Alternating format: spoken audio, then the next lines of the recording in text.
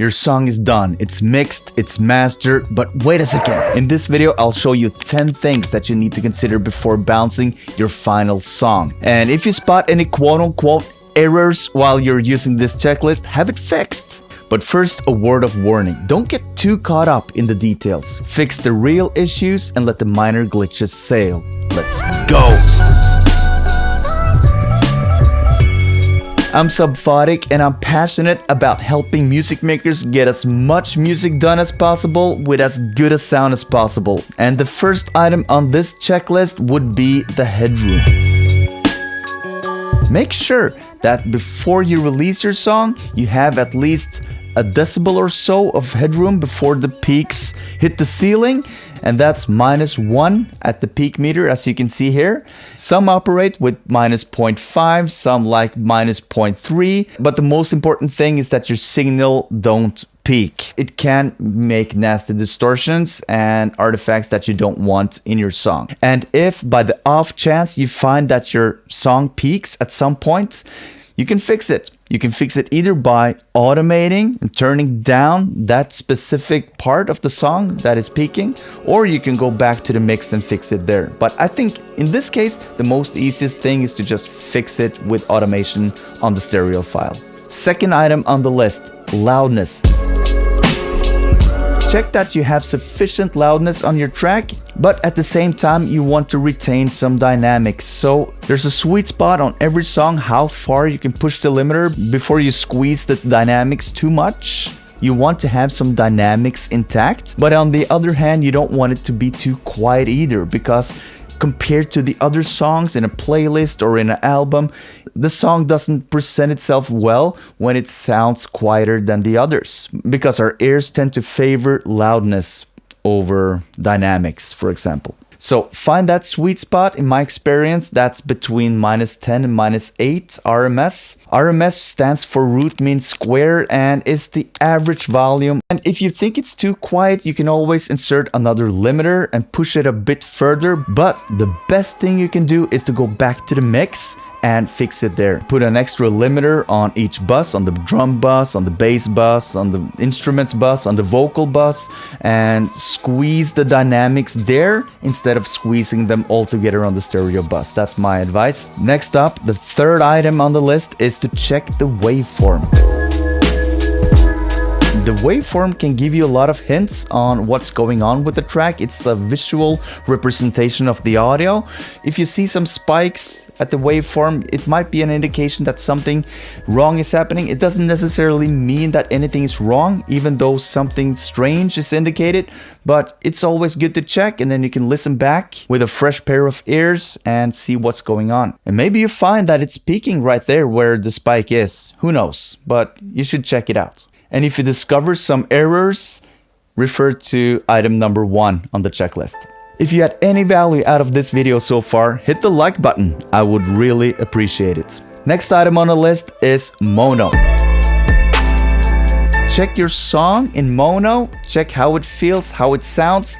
Every DAW has a mono button somewhere. In Logic Pro, you have the gain plugin, and all other DAWs should have something that resembles this one. You just sum your track to mono and listen back. What you should hear when you hit the mono button is that instead of the signal being spread to the left and right speaker, you should hear everything coming from the dead center. Some elements might be a bit quieter, and some might be a bit louder, but if there are drastic changes in the audio, something's wrong down the line. You should check the mix and see what's going on. Maybe there are some phase cancellations, who knows? And the best thing to do then is go back to the mix and fix it there. Which leads us to item number 5 on the list, and that's phase.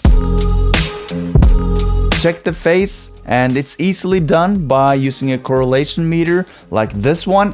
It should be nice and clean in the green, and you can also see on this stereo image meter that Everything is nice and clean in the middle. There should be most energy in the middle, especially in a genre like this, the hip hop genre, where you have the strong kick, a strong bass, and a strong snare, which all are pan dead center. Also a strong lead vocal, which also resides in the middle. And if you hear some weirdness going on, words disappearing, drum hits disappearing, or sounding weak, might be phase issues, but use your ears. Ultimately, those will be your final judges. And if there are issues here, again, go back to the mix. It's your best bet. And if you want to learn even more about phase issues in the mix, check out Spinlight Studios. A really great guy. I love his content. The videos are great and he explains it really well. Next up comes item number 6, and this is an easy one. Check that there is silence in the beginning and that there are some fades at the end. The silence in the beginning is to make sure that the first initial transient of the song doesn't get faded in. That can sometimes happen when bouncing the song. And then at the end, make sure that there's a fade here, as you can see in the end, to prevent eventual pops or clicks or other unintentional sounds. Item number 7 on the list is to check the stereo imaging. Pull up a game plugin or something that resembles the game plugin and swap the LNR and check, does it still sound good? Or is the balance a bit off? If you hear that the right side is louder, for example, than the left side, it can happen when you do a lot of stereo stuff in the mix. You can always pull up an EQ like this and enhance certain frequencies a bit. Be careful though, because you might insert some issues, you never know. Best bet, again, is to go back to the mix and fix it there. And item number 8 on the list is to check references. Using references is not exclusive to the mixing stage or to the mastering stage, but you can use references before releasing your song as well, just to check. And a pro tip is to put your song into a playlist with other songs using Spotify, for example. Make sure that the gain is adjusted for the Spotify playback volume.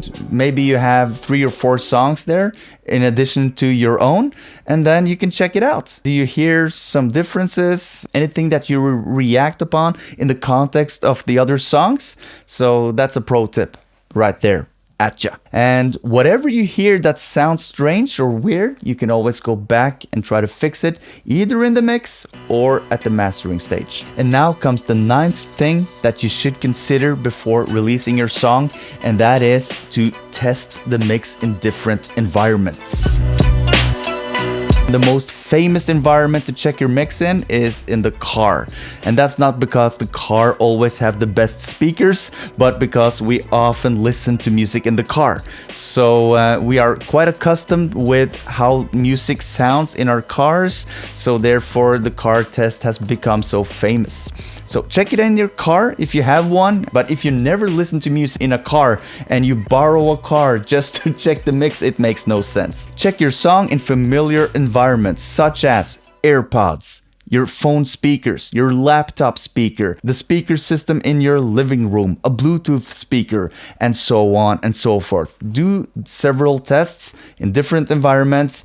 And a pro tip is to turn the volume down, really down, and listen to it in different environments at low level. Also, try cranking it up and see how it matches with maybe the other references in your playlist, if you've done the item number 8 properly. Another great test of your song is the famous corridor test, where you turn on your song and then you leave the room, you go to another room, and then you listen to the song through the walls. And you might discover something else when listening to that there. And now comes the 10th and final thing that you should consider before releasing your song. But before you do that, if you like this video, hit the like button. If you want more of these videos, hit the subscribe button. And let me know in the comments, what do you think is the most important thing to check before releasing a song? I would love to discuss. And here it comes. Show your song to a friend. Not just sending out songs to random friends, but have a real good friend come over, someone who likes your style of music, and sit down on a couch turn on the music and look at him, observe him or her as he or she listens to your music. How is the reaction? Where is the reaction taking place? And if you've made a lot of music before and enjoyed showing to other people live while being in the same room together, it's a great thing to do because you get the immediate feedback, and that feedback is physical. It's in their facial expression, it's in their body language. You get the most honest feedback that way. And now you should be ready to release your song. Just do it.